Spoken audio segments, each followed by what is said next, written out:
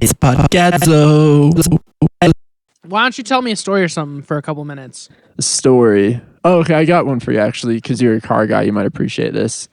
So I drive a 2017 Subaru Crosstrek for about a year now, a little bit less than a year. It's been making a clunking noise when I turn too hard, either direction. It's not specific to direction. And That's good. I have some car experts in my life who told me it was probably a CV axle. It's a well-known problem on Subarus that the CV axles break early. So I noticed the problem, like I said, about a year ago. It was really bad then. For whatever reason, it improved with time. Like the clunking sound was there less. It was only when I was making really sharp turns. So I was able to ignore it for a while. Whatever was making contact just stopped making contact. Yeah.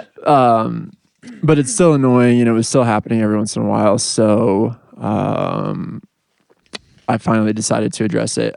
I have been staying with my fiance's parents here in Fort Collins for the last month. Oh, fiance, huh? Yeah, my Big married guy. My future father-in-law, which is crazy to say. Crazy. You have two dads. Two dads now.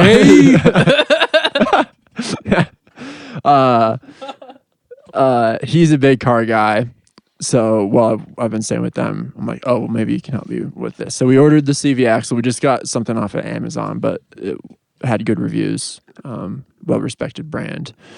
And so the CV axles arrived last week. We had decent weather on Saturday this past weekend, so we were going to tackle it. So we pulled it in the garage. We watched a video on just how to do it, the Subaru steps. He's done CV axles before, so he's pretty familiar. Seems easy enough. We jack it up. We take the driver's side. We take both tires off, but we start with the driver's side. We're going to replace that axle first. So there's two ways to go about getting to the CV axle. Is this an episode of Car Stories? I think this is an episode of Car Stories. Insert car songs here. Yeah. Anyways, there's just two ways to go about it. You can either remove the control arm, which is in the video that we saw. And it seems a little bit tricky because there's like a cotter pin on this nut you have to remove, and it's difficult to get to because it's underneath like the hub. Yeah. So you can either do that, or there's two bolts that kind of secure like the brake rotor, or it's not. It secures the whole hub assembly to like the part of the steering shaft that comes down or whatever. I don't know the technical terms, but that seemed like the easier way to go about it. So we remove those two bolts. Pop the CV axle out, put the new one in. It takes probably 10 minutes. So I'm like, oh my God, this is incredibly easy. We start to try to put that hub assembly back in place with that steering shaft thing that comes down, the two bolts, and the two bolts just won't line up no matter how much force we put on it. Classic. So we start to look, like we mess with it for a while, and we're both like, well, the only thing that could be going on here is like the CV axle is too long. And so I pulled out the other CV axle that we had ordered and compared it to the one that we took out that came from the factory. Like they're the exact same length. We ordered the right part. And then we look at the CV axle that we'd installed, and it was damaged somehow. Like the rubber part, yeah, the part that like rotates. God, I forget the technical name for what that is. I think it's a boot or something like that. That sounds reasonable. The boot was all extended and just looked all fucked up, and the rubber was all like mashed in. We're like, well, how did that happen? And then we were like, okay, well, that part's fucked up. We got to take it out.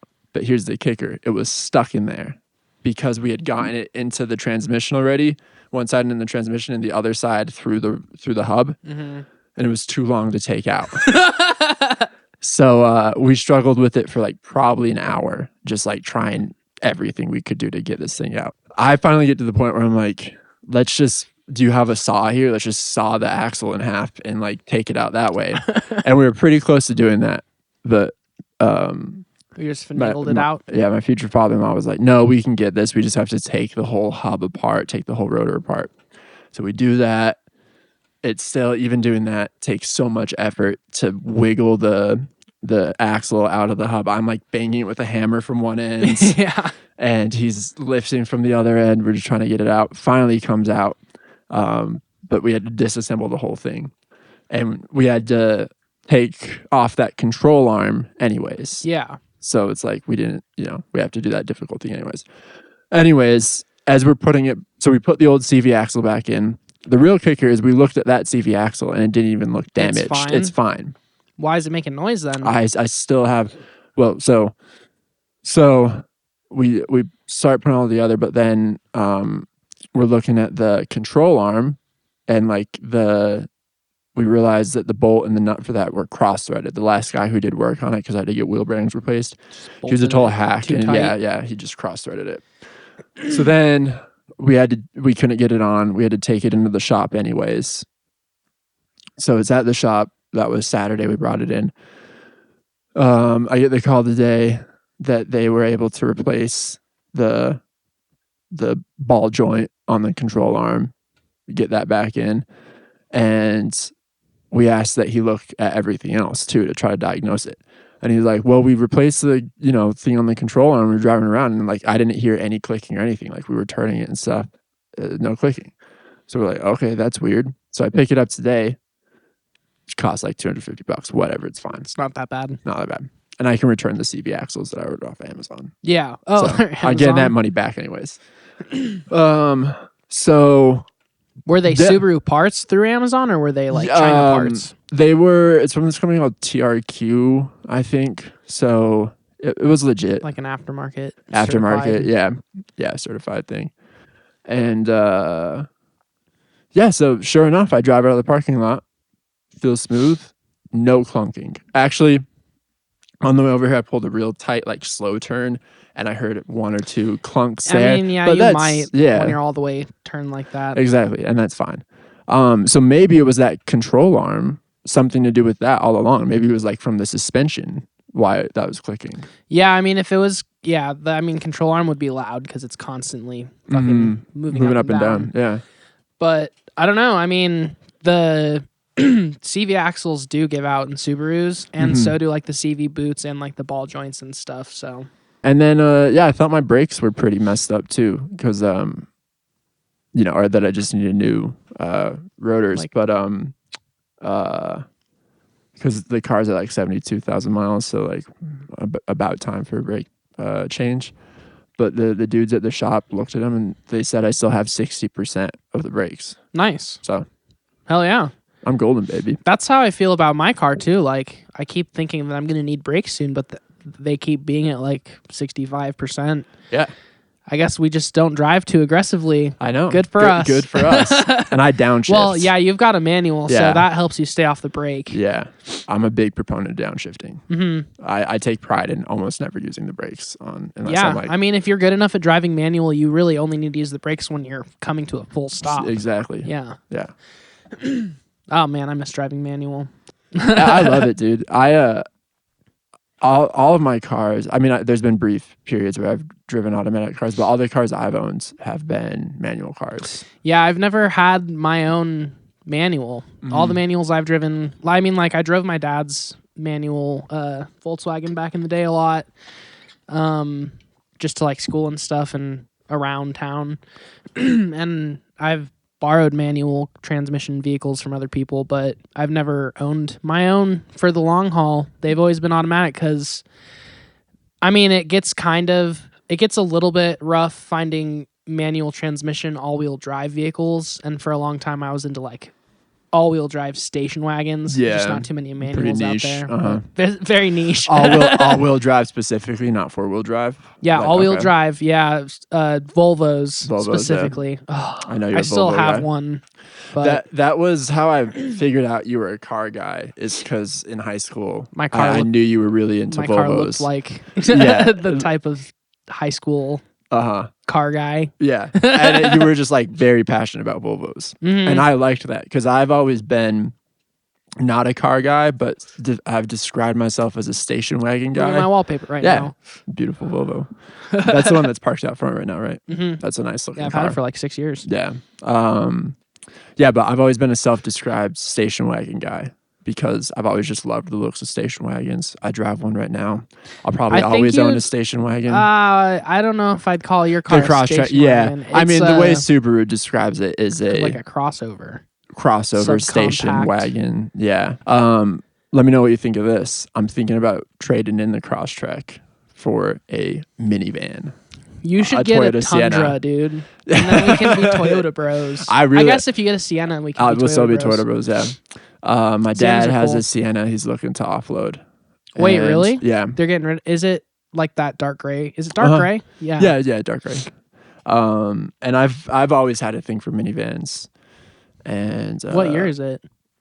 I think it's 2015. Does it have like all the minivan amenities, like TVs and stuff? No TVs. Okay, so it doesn't have stuff that you like wouldn't use. Yeah. It's still a utilitarian van. Definitely. That's cool. It's a very practical van. It'd be great for the band. It would cargo be. Space. Yeah. Mm-hmm. I mean, especially since my tailgate's broken. yeah, dude. The part's back ordered 8 months. 8 months? The latch is back ordered 8 months. Yeah. That's rough. It sucks. I don't understand fucking anything about cars or like the industry behind it, but the part industry just seems crazy. The dude was like, this part, like the latch for my truck specifically, he's like, this part is so highly in demand because they're always breaking. Really? That like they're just always back ordered. But it's like, well, if they know that they're always going to be breaking, why aren't they just constantly fucking making them? They only make them. I mean, it makes sense because there's not like a full factory just for making and assembling the latch mechanism. Like they have to use that machinery for other stuff sometimes. But at the same time, 8 months. Like he's like, I'll just give you a call when it shows up because I can't even pre-order it. Well, this and pardon the pun here, this is a totally new lane for the podcast, car talk. Well, I kind of feel like I hijacked your Sienna. Oh story. yeah. I'm sorry. No, there wasn't a story. I just wanted to see what you thought. I'm down. Should I trade in the Subaru for a Sienna? I mean, didn't you pay off the Subaru? Yeah. You should keep it. I could, but I would need that money to. How much pay for this? Does your dad want for the? Well, I mean, I'm sure it'd give me a deal, but you know, like if he was just to put it on Craigslist right now, how much would he be asking for it? Do you even know? I don't know. What are I don't know what he bought it for. What are Toyota Siennas worth right now? They look pretty high. Like, yeah, used Siennas in the 30,000 range, 30 to 40,000 range. It makes sense. Yeah. Should we shift from the car stuff? Another pun there. Yeah, sure. Let's shift away. Yeah. I couldn't think of my drive own on to the fast next topic. Let's buckle in, folks, because we're talking about. Let's drive.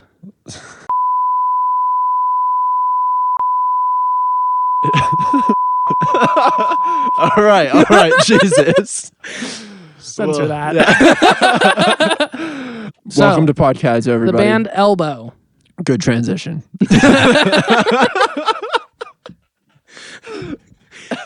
Do you know who the band Elbow is? So this came up because a couple weeks ago you just asked in our text thread, do you ever listen to Elbow? And I said, yeah, I'm aware of Elbow. I've definitely listened to Elbow before, but like not on the regs. I'm not familiar with them at all. I couldn't probably even name an Elbow song then by name. So that day I started to look into the Elbow discography. I've been listening to Elbow somewhat intermittently since then. And I've been digging the hell out of them. I thought Elbow was a little heavier than they are. For some reason, I just associated Elbow with being kind of heavy sometimes. I don't know why. I think maybe just Elbow sounds like the name of a hardcore band. Now that I thought Elbow was, they're kind of heavy. There's like Split Lip too, and Pig Splitter. Yeah, that doesn't really count. But I was sticking to Human Anatomy, not pigs. Pig Destroyer. Okay, yeah, no better, further away actually from. I didn't think Elbow was hardcore, but I thought they were got pretty heavy sometimes. But they make beautiful, mellow pop music, pretty much rock pop music. They pretty much just make ballads. Yeah, ballads. Different forms of ballads. Mm-hmm. Yeah. So we decided to talk about Elbow today because you asked if I listened to the new Elbow album, and then you made a pretty wild statement. You said that Elbow is the best band ever. In existence.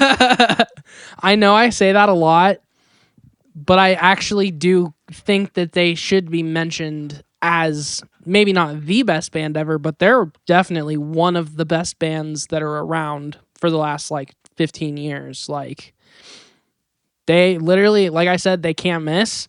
They haven't missed for me like a single song. Like, they're all very, very good. Their worst song is like average. There's nothing that's bad.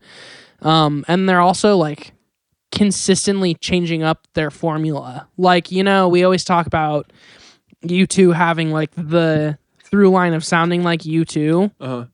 But in my opinion, Elbow doesn't really have too much of a through line other than the fact that Guy Garvey kind of always sings like Guy Garvey.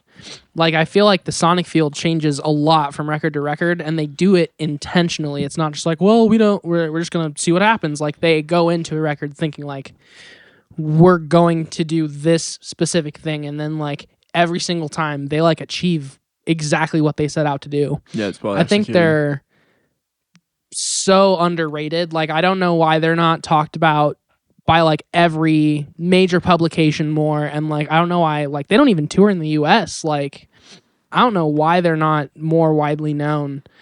They're maybe like because that they don't good tour to in the me. US. Well, they're like super known in the UK. They could tour in the US. They just choose not to. I think they just choose not to. So give us a little bit of a background into Elbow. When did they form? Where did they form?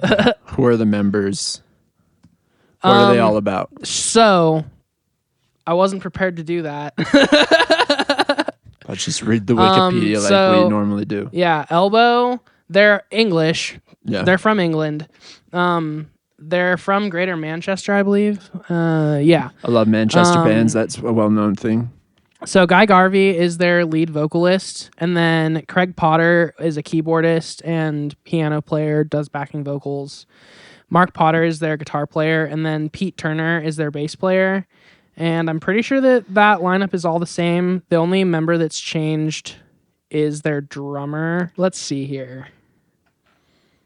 Yeah, so their drummer was named Richard Jupp, and he was with the band from 1996 or 1997 when they started, all the way up till 2016.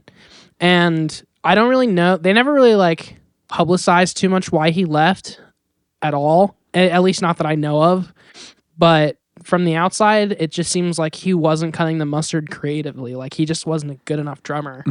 They were like taking off and doing all sorts of different things, and he was always just like very straightforward, kind of basic. I feel like he never really leaned into too much exploration. And so their new guy is named Alex Reeves. And I think he only is like a session member. I'm pretty sure that they have different drummers when they play live shows, but Alex Reeves like upped the game so much. I think there's like kind of like most bands that have been around for a minute and put out a lot of albums. I feel like there's the older kind of representation, and then the newer, there's like always a V1 and a V2. I feel like the V2 Elbow is like very clearly defined by their new drummer coming in 2016. And also, like, they've put out so many fucking albums. So they started in 1997 and they had like EPs and stuff released, but their first album that came out was called Asleep in the Back, 2001. Cast of Thousands, 2003. Leaders of the Free World, 2005. Seldom Seed Kid, 2008. Build a Rocket Boys, 2011. Takeoff and Landing of Everything, 2014. Little Fictions, 2017. Giants of All Sizes, 2019. Flying Dream 1, 2021, and then Audio Vertigo, which just came out like 3 days ago. So that's 10 albums in, 14 years. That's pretty goddamn good. 14 years. 23 years. The first one was 2001. 23 years. My bad. Very good. I started halfway through the list. But yeah, still very, very good like output, I would say, for any creative act. I feel like that's pretty much all the backstory we need to get into.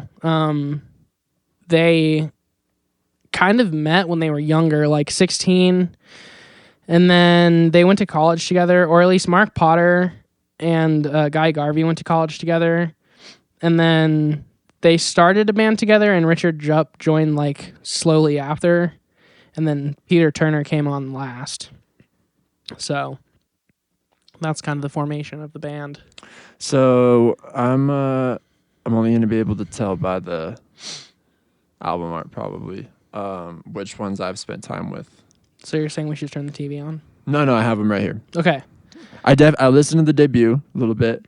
The one I spent I did a couple listens through was the Seldom Seen Kid. Okay, cool. So I feel like that's probably the album that has their most like commercial hits on it. Yeah. I think that's what Apple Music maybe determined is one of the essential albums. No, maybe not even. I don't think Apple Music has deemed them worthy of having essential albums. Yeah, so like, what the fuck, Apple? They're Yeah. amazing. I don't even know how many listeners they have on Spotify. I've never really looked. Let's see. Oh, they did A an million- interview with Zane Lowe. They've got like just over 1 million monthly listeners. Respect. Apple Music says they were formed in 1990. Interesting. Wikipedia said 97. Mm-hmm. Okay. Well, either way. Yeah, I'm gonna watch this Zane Lowe interview. You fuck with Zane Lowe? Yeah, I like Zane Lowe. I like Zane Lowe a lot. He's a great interviewer. All right. So what I was thinking I would do Yeah. is start kind of with their most recent release and go backwards, just because I think you should start with their more recent stuff, which is kind of a little bit juxtaposed to how I feel about most bands. I feel like most bands peak kind of in the middle. I feel like these guys have been on an upward since like 2010. That's so impressive. First, would you say Elbow's your favorite band from Manchester? probably. I don't really know what other bands are from Manchester. Like, There's an important one. Oasis is probably my favorite band. okay, Oasis, sure. The but Smiths. like, yeah, the Smiths.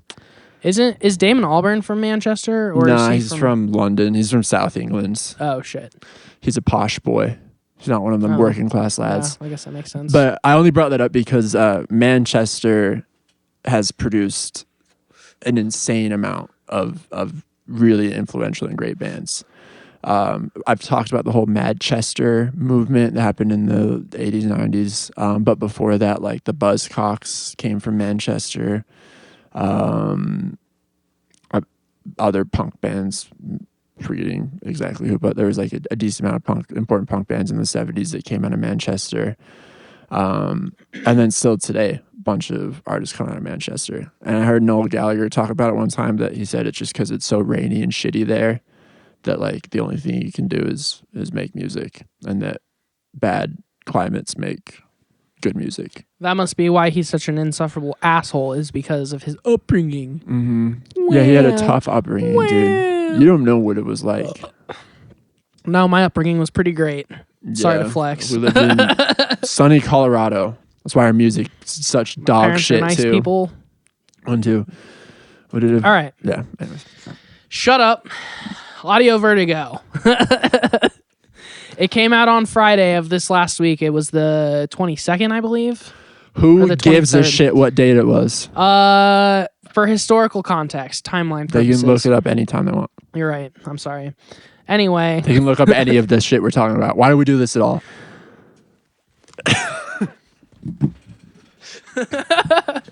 oh, we're not going to I leave got though, are lonely we? and I got worried that people would forget about We're me not if I gonna didn't have a leave. podcast. Yeah, this is where I get all my validation from. Yeah.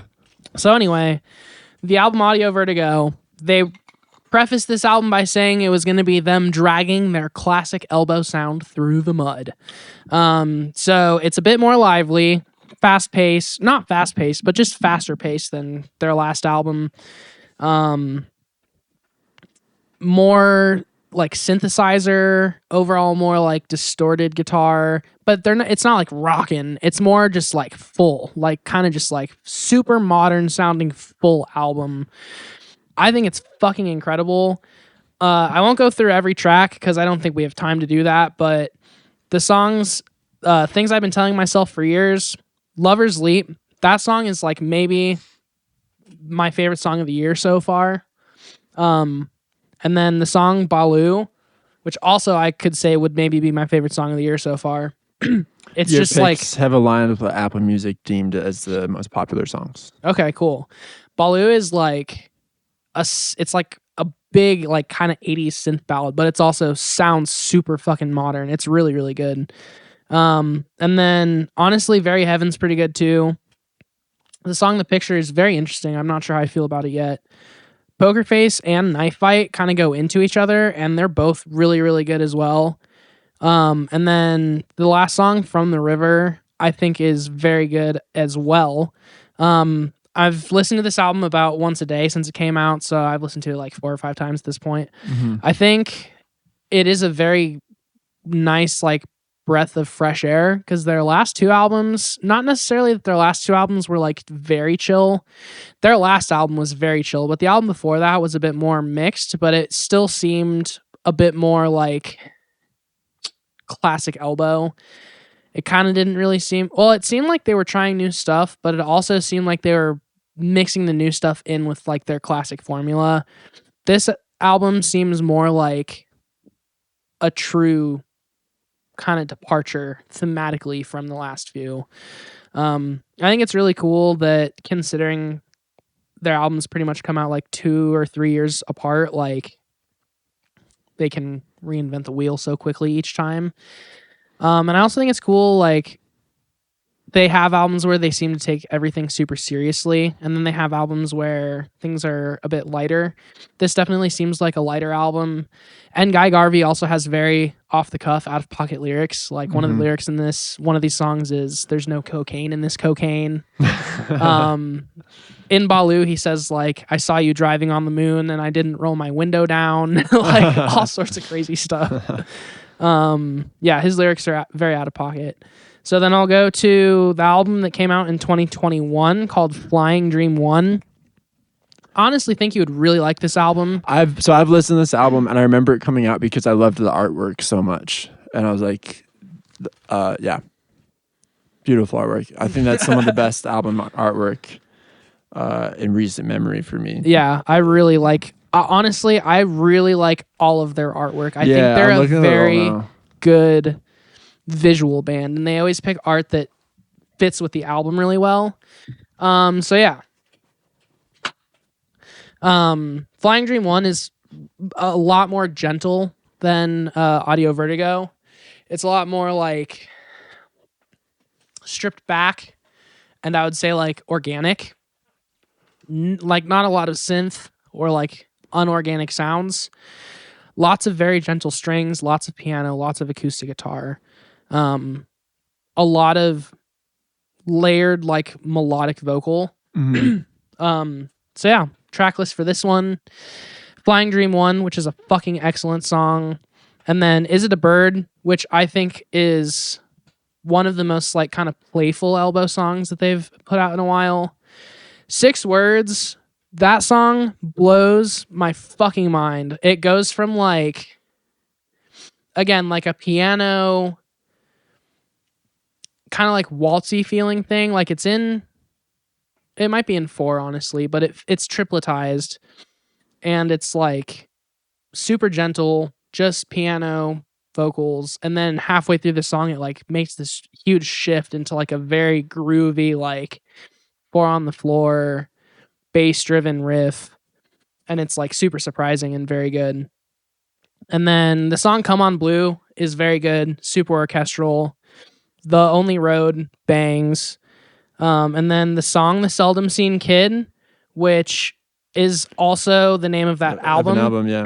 Yeah, is a part 2 of the themes from the album, because the album The Seldom Seen Kid has a very specific story, which I'll probably get into in a later episode because the album's a bit older. But it's part 2 of that story that's told on that album, and it's kind of like it's like a recap, but it's also like a closer, like a closing thought. So it's really good. And then What Am I Without You is probably like one of the best album closers I've ever heard, honestly. Wow. And then before that, in 2019... So wait, sorry. Will there be a Flying Dream 2? I don't think so. Really? Yeah, I don't think they've... Like, the song The Seldom Seen Kid is the first like callback to an older kind of idea that they've ever really done. Mm-hmm. I feel like they're always very forward looking, so I don't really think they would care to like add too much to the Flying Dream 1 thing. But I could be wrong too. I think it honestly is just, again, kind of like an off the cuff Guy Garvey-ism, because he's got a lot of them. Don't you think that's kind of fucked up? No, I think it's beautiful. I think you're stupid. What if Guns N' Roses just came out of the blue with Use Your Illusion 2? I think Guns N' Roses should have never released music to begin with. How dare you? Dude. They should all have just gotten jobs in a warehouse. Could you imagine Axl Rose working in a warehouse? That'd be a nightmare. Can't imagine him being able to hold a job down. Nah, he can barely hold down being an international rock star. It's stressful, man. It's a lot of drugs to do. They're not going to do themselves. Yeah. All right, so Giants of All Sizes in 2019. This album, I think, is kind of like, in some ways, a little bit of a combination of Audio Vertigo and Flying Dream 1. I feel like it's got synthesized shit on it, like bass lines that carry songs, very heavy, groovy, like super in-pocket drums throughout. But then it also has songs that are super stripped back, super layered, very melodic, very focused on just being as beautiful as possible and not a whole lot of like rhythmic drive. And that's kind of like, I feel like a little bit more of what Elbow was known for before, was like kind of merging the two and finding ways to blend the two. Because there's a lot of songs that start out either kind of heavy and groovy and kind of become nothing, or they start very sparse and then they build into something big. There are songs that are all the way through one or the other, but there's also a lot more songs that are kind of both. And then like, I feel like Flying Dream 1 is chill all the way through for the most part. And then like Audio Vertigo is like kind of banging all the way through. Let me ask you a question real quick. Yeah. Because I was reading the album description on Apple Music for Audio Vertigo, and they referred to Elbow as the people's poet. And then I'm reading a review right now for Audio Vertigo, and Enemy calls them the Manchester Everymen. Is that like a well-known thing for Elbow, or do you identify with that they're the Everyman? Yeah, I think so. Like, is that present in the themes of their lyrics and stuff? Well, so the thing about his lyrics, at least in my opinion, is that they're so kind of weird and out of pocket and like off the cuff, and also just like obscure, that like they are open-ended and they can really be left up to interpretation. But I also think that they're all the phrases are all so specific, and it's kind of like Matt Berninger almost, like the way that he drops phrases into songs in very specific places, or like chooses specific things to repeat. It definitely gives you the feeling that they are about specific things. They're not just songs about nothing. And I think obviously, like, if you were to ask Guy Garvey, like, yo, what's this song about? Like, he would be like, this song's about this. But at the same time, when you're listening to it, it's not like, oh yeah, this song is definitely about this. You definitely get like themes and ideas from what he's talking about, and you can interpret what that means for yourself. And you can also choose to probably like look deeper in and find connections to things that are current. I definitely don't think, like, I think they're the everyman in the sense that they don't have like any sort of glorified persona. Like they all just act and perform like their unique individual selves. Like there's none of the like rock star thing. There's none of the even like elevated ego of like, we're fucking great, even though they are amazing. Like you wouldn't like feel that from just having a conversation with them. And they don't like flaunt any of their shit. Like they kind of just release music and go about their lives. They're never like in anyone's face about shit. They're just like, this is for the people that want it, and for the people that don't want it, that's fine too. Like, at least that's how I have always felt about them. Not to get off of the Elbow topic too much. We'll come back to it in a second, but kind of a philosophical question for you.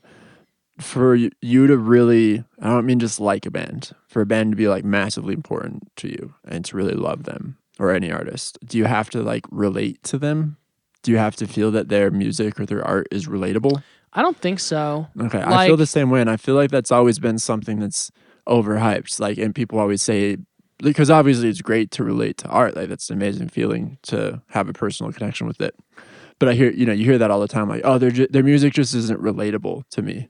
It's like, well, what does that even mean? Like, what, you've never like lived the experience that they're describing the music. You have to have that to like have a personal connection with the band. I think it kind of goes like both ways. Like certain people are like, you can't like this because you can't relate to it. And like, I mean, I get it. Like there's certain types of music where it's like we have less of a right to connect to it because it's more for certain people, or it's intended for a specific audience. But at the same time, when you release any sort of art, you have to know it can be received by anybody, and anyone can choose to like it. And a lot of the time for me, shit that I really like, I feel like I can't connect to at all, like emotionally or even like politically sometimes. Just like ideologically, like a lot of music that I like Thrice, for example, they're like my favorite band of all time, but like a lot of Dustin Kensrue's lyrics are super religious and based very heavily in like Christianity specifically. Yeah, I also forget Thrice is a Christian rock band. What makes them a great band is the fact that you would never ever know from listening to Thrice that some people call them Christian rock. Some people like listen to them because their lyrics are religious. But the interpretation that I take from it has nothing to do with the religion at all. It has more to do with the human spirit and the way we treat each other as individuals. And I guess that's kind of how I would explain Guy Garvey to a certain extent as well. Like, no matter what he is talking about, I can take my own interpretation from it and kind of be like, this song is just a goofy song. Like, it's not serious at all, even if he's like singing about something incredibly serious. And he has a very unique sense of humor. I think a very English sense of humor that comes through in his lyrics, and it lets you know like who he is and what he believes, but without being like, yo, I'm this fucking guy. Like, you know, it's not overt. So, okay. Yeah. Right on. And I mean, like, hip hop and rap, like, what?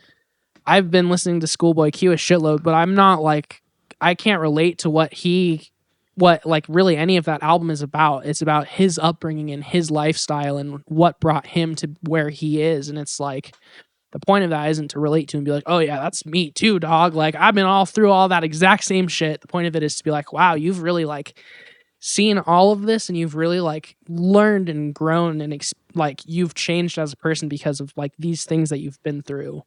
So that was just on my mind because I actually can't even remember what video I was watching. I was watching some music video, and someone commented, finally lyrics I can relate to, or like a band with lyrics I can relate to. Yeah, like Go Woke, Go Broke. Yeah. All those comments were like, finally, a song that tells the truth. That might have been it. I have been watching that music video almost every day. Gets stuck in your head, dude. Yeah. Oh, by the way, Guy, come on the podcast. Yeah, where already. are you, you where fucking are you? Pussy? Sweet. We have another clip now. Start berating the shit out of him. Yeah, it's got to be kind of every episode. What if Go Woke, Go Broke is a they, them? It's non-binary? Yeah. That'd be good for you. Yeah. But also, come on. Really betrayed the cause. But yeah, I don't know if the person who made that YouTube comment said that in the way like, oh, finally lyrics I can relate to, so finally a band I like. Or maybe they're just saying like, no, I like lots of music, but it's nice to have like a band with lyrics I can relate to. Yeah. But yeah, it's just been something I think about because I never go into listening to music with that angle. It takes me a while really to even notice the lyrics of any song. Yeah, that's kind of how I feel. Like, I'm listening to, honestly, when I'm listening to something the first time, it's like, what are the drums and the bass doing? What is the guitar doing? And then like, what is the vocal melody? And then like second listen is when I'm like, what is this dude saying? Yeah. And I feel like most modern music, especially like all genres of music, but within the last like 15 years, there's been a huge loss of like clarity in vocals. Like people just don't enunciate anymore. Totally. As much as they used to. Like Guy Garvey enunciates a lot, but his vocals are kind of like mixed back a little. No, they're not even mixed back. They're very forward, but like just processed. They're just they're just far back enough, and yeah, like squashed down enough that like some of the clarity can get lost. But like obviously like 90s, 80s, 70s vocals were like twice as loud as everything else in the mix. So it was like all you could hear. That's I have two things I want to say really quickly relating to that, and we'll go back to Elbow. I was listening to the You Spring and Springsteen on My Bean podcast, and I forget which Bruce album they were talking about, but like they couldn't get the mix right. They were struggling with it for months. And finally, they brought in a new engineer, and within like a day, he had the mix perfect. And they were like, "What did you do?" And he's like, "I turned the vocal down like 50%." And they were just like, they had that old school mentality back then of like vocals are super present in the mix. And that's actually the way I was taught how to mix, is like bring up the vocals first to the level that they should be at, and then you make the floor beneath that. Yeah. And I think it's definitely more about building a solid foundation and then totally. finding Now where vocals can come last. through. And yeah, that's always, as with mixing Cadzo stuff. And even some of our early releases, like on the EP, I think the vocals are even mixed too loud. So yeah, something I do now is, like wherever I think the vocals are at first, I bring it down from there.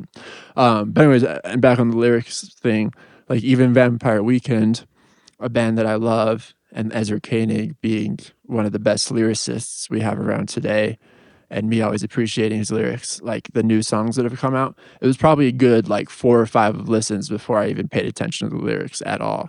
Yeah. And, well, and I mean, Vampire Weekend's not even that old of a band, but like there was so much more, I feel like, emphasis on vocal performance on their first 3 albums than on the last 2. Yeah.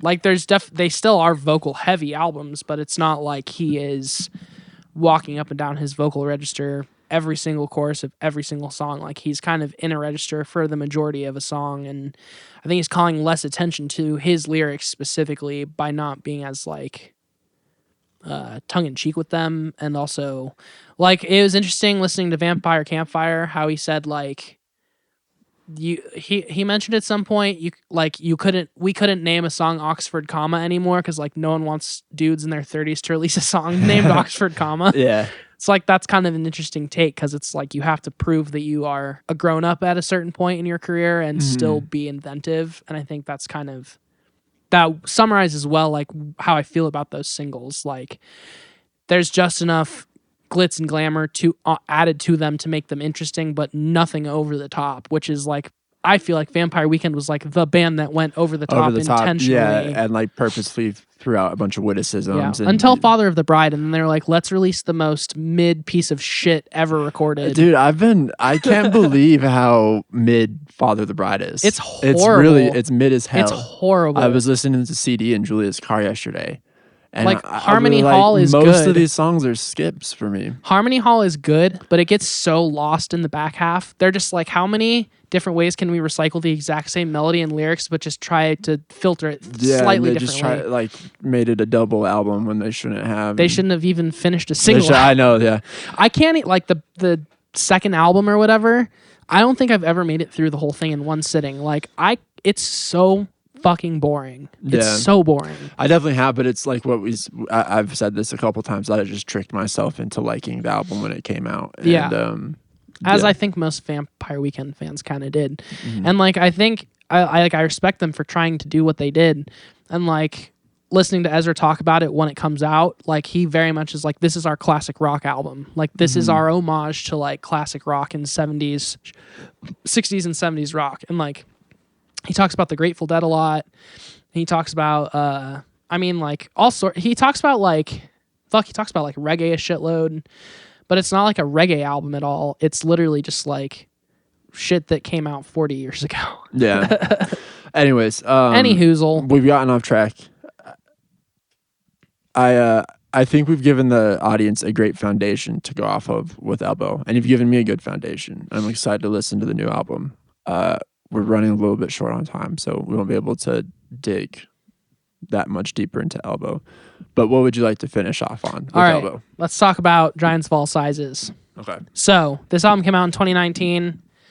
I'll run through the track list. I think this album has a lot of, like the entire album, there's not a single song I don't think I can mention. Dexter and Sinister, incredible song. Seven Veils, incredible. Empires is the most reminiscent of like old school Elbow of any song I've heard in a long time, or that they've released since. And then the Delayed 315 is incredible. White Noise, White Heat is a certified banger. Like honestly, White Noise, White Heat could be on Audio Vertigo and it would make sense. Doldrums is very good. My Trouble is excellent. And then Onder Road is like chilling. Like listening to it sends chills through my spine. And Weightless is really good too. And then Little Fictions, which is their first album that has their new drummer on it. This album is definitely the first album of 2.0 Elbow, where there's a significant change away from being like more ballady and chill and very much just focusing on being like huge and beautiful and orchestral. This album is the first album of theirs that focuses on being like as groovy as possible. Like every single song is led by the drummer. Every single song has like a shitload of auxiliary percussion on it that adds to it. Every single song I think is centered around drums and bass, and then everything is almost secondary, which is, I think, a notable shift in how they write their songs. And it goes all the way through all the other albums we already talked about. Like, they are all equally as high caliber when you're talking about like being rhythmically like interesting and being able to like grab you just purely based on how much it makes you like want to move. Magnificent sounds like a very old school Elbow song. It's the one song on the album that's kind of like a throwback almost. Not super bassy, not super like melodic. I was hoping it was a melodic, U2 cover. It's not. And then Gentle Storm is where it really kicks off, where it's like, okay, this is something different. Trust the Sun is a beautiful song. All Disco is, again, kind of a bit more of like a classic Elbow banger where it's like orchestra-led, very heavy on melodic vocals. It's Guy Garvey just being Guy Garvey, kind of soaring through the whole thing. Head for Supplies, again, a little bit of a chiller song. And then Firebrand and Angel. This is the song that made Will Brock, I think, made Will Brock fall in love with Elbow. And you know Will, he's very particular. He only likes certain things. So this must be a weird ass song. So this, yeah, it's just very, very good. K2 is great. And then Little Fictions, the song is pretty all right. Kindling is very good. And then the Kindling Fickle Flame is kind of like an outro track that has a feature on it, but it's pretty good too. Do you know that feature? John Grant? John Grant, yeah. Singer? I don't know where he's from, to be honest, but he is like a fucking weird old guy who makes like kind of experimental glitchy music. He's an American singer, musician, and songwriter who holds both American and Icelandic citizenship. Yeah, he has this album called Queen of Denmark that's, I think, all about like being Icelandic. He was the primary songwriter for the alternative rock band The SARS in 1994. Well, Julian, I think that's a fantastic introduction to Elbow. What I propose is I listen to these albums, go deep on them, and we do an Elbow part 2. You have 32 hours. Is that when we're recording the next Elbow episode? No, it's just when I need to know. Oh, it's when I need to know that you listened to all of them. I need specific references so that I know you actually did it. Is that that'd be technically possible. There's only 10 albums to go through. I can go through 10 albums in 32 hours. You only have to go through... I can go 10 albums 3 times in 32 hours, probably. You only have to do like 4 of them. Audio Vertigo, Flying Dream 1. Oh, the ones we talked about. I'm going to listen to all of them so that when we do a part 2 episode, I can be more knowledgeable. I mean, if you do that, you'll really see the upward that I'm talking about. Yeah. How it just continually gets more interesting and unique. Okay. Yeah. They're great. They're a great band. Well, the best band. Maybe Elbow will come on the podcast. Elbow? Sheesh. Maybe Guy Garvey. Guy Garvey? Do you want to make a plea to him? Guy Garvey, if you ever see this and you are still in Elbow and alive and, want to come on our pod, if we're still doing our pod, because shit, you might not see this for 45 years. At that point, you might they're not gonna be alive rapidly anymore. increase. No, they're going to rapidly increase like medicine, and they're going to be able to get like 6 pig hearts in that guy, and each pig heart will add about 40 years. So he's going to live to be like 600, 700 easily. I would love if he did see that episode in 45 years, because that would mean there's some sort of reason that podcadzo would even still be. I mean, YouTube's not going suggested or relevant in 45 years. I'm pretty sure at some point in the future we're gonna change the Constitution so that we can vote an app as president, and then we're just gonna vote for YouTube to be the president. That is not a bad idea, honestly. I would vote for him. I would them. vote for them. I would vote for you two to be the president. The collective. Larry Mullen can be president on Monday and Wednesday. Yeah. And then Adam gets Tuesday, Thursday. Bono can have Saturday and Sunday. I was going to say Bono maybe just gets Sunday. And Edge gets every other day. Well, it kind of seems unfair to make Bono work on the Lord's Day. That's why I think it'd be cool. Like a punishment? And then he what is he wouldn't do anything. It'd be like a purge day, or what's it called? Government rest day. No, like government that movie. Is it called The Purge? Yeah. We have a purge every Sunday. Every Sunday there's a purge when Bono takes over. And Bono's like, hey, consider not doing that. I would do it just to spite Bono. Like, Larry Mullen Jr., Mondays and Wednesdays are going pretty well. Good job. The economy's up. Edge, you're doing good. Yeah. We could get a little bit more interaction from you with the public. That'd be great. Bono, the days you were in office, hundreds of people die. Every single time. Yeah, every single time. Not necessarily because of Bono, but also not because of him either. Well, the people just do it to spite him. Yeah. Okay. Cool. Fuck. What the hell did you just do? I don't know. This has been Podcadzo.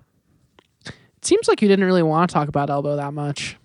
No, I want to talk about Elbow. Like I want to talk about Elbow. Derailed a lot of times. Well, I was just trying to. I don't know. We talked about cars you for wanted 40 to talk minutes. Too. You also wanted to talk. You wanted this to be a conversation. Yeah, shouldn't it be? I guess so. I thought I was going to talk about Elbow. You talked about Elbow you wanted quite to a have bit. A conversation. Yeah, I wanted to ask questions. They have 10 albums and we got through 4 of them. It's not 40%. Bad. Okay, why don't you let's make it a clean 50%. No, I don't want to talk about the takeoff and landing of everything in this episode. It wouldn't make sense. Okay, good. I didn't think so either. So that's why I suggest we stop after 4. You're welcome. Well, yeah, but now I kind of want to just kill time until Benson gets here. He should be here any moment. We could set up. I think we have the opportunity to do a nice, graceful closing. Did he text? Is he running late?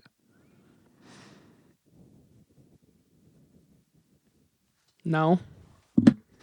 Isn't an unrelated text. So you just read a text in the middle of the podcast? I said I wanted to keep going, but I didn't say that I wanted to still be involved. You're just filibustering. Filibustering. Well, I don't know. What else do you want to talk about? Because it sure as hell can't be Elbow. I never wanted to talk about Elbow. It was my idea to talk about Elbow. Yeah. I mean, fuck, let's talk about cars some more. Have you seen any good TV shows or anything recently? I can't remember if it's called Who is the Mole or if it's just The Mole. There's this show on Netflix. It's like a reality. It's like a game show, kind of. Oh. There's like a bunch of That's people. A good game show. I think it's like 12 people at first. And they all have to like they have to like, I don't think they're staying together. They're like definitely in the same place though. And they have to like complete different contests every day or whatever. But also one of them is like planted by the show people. Mm-hmm. And they're like purposely sabotaging everyone else to like figure out lose who the mole money is. from the pot. And they all have to guess who the mole is. That sounds fun. And at the end of every episode, there's like a test that they have to take, a 20-question test. And whoever gets like the least answers right about who the mole is gets eliminated. So, nice. Hell yeah. And then in the end, the mole is kind of a surprise. I kind of saw it coming, but I wouldn't have been surprised if it was like a couple different people. Yeah. That's cool. I'll check that out. The other people were just shady naturally. Mm-hmm. Yeah. Losers. Pieces of shit. Pieces of Real shit. pieces of trash. Oh, dude, so through your Instagram algorithm, you have gotten me onto the baby man thing. Oh my God, no! Yeah, dude. Dude, no. Yeah. Holy shit. It's amazing. Peter Kane, if you see this, Peter Kane, come on our podcast, please. I have so many questions for you. He started an OnlyFans, but I can't tell. Like, he keeps making these posts that are like, I just posted a video on my spicy page, and then he's like, hit the link and subscribe. But I'm not going to subscribe to Peter Kane's OnlyFans, because if it's actually him like jerking it, I don't want to see it, but I do want to know like what he's if doing he's on there. doing it. Because at first I was like, he's I'll take posting the his art up bullet on and there. Go to his OnlyFans. You'll buy a subscription? Yeah, I'll buy I a think it's subscription. $20, dude. Dude, I'm made of money. I'm about to buy a minivan. You can watch Peter Kane I'll jerking sell my it Subaru so I can on one of your little subscribe to TV his. screens in your van. Yeah. I told you the minivan doesn't have TV screens. Well, maybe if you were more wealthy, you could get a minivan with TV screens. Yeah, in maybe it. if I sold both Julia and mine's car, we could just get a single minivan for the entire household with screens. TVs really cost the Then we price can of an watch. entire Toyota Highlander. Unfortunately, yes. No, but the baby man shit is hilarious. The first one I saw, the whatever you said earlier reminded me, because he's like, I never said the baby man wasn't athletic. He's a scumbag.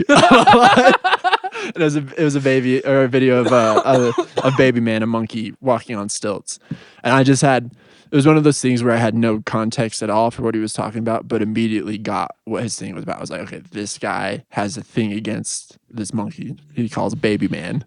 And baby man's not a good. But you don't not actually follow Peter Kane.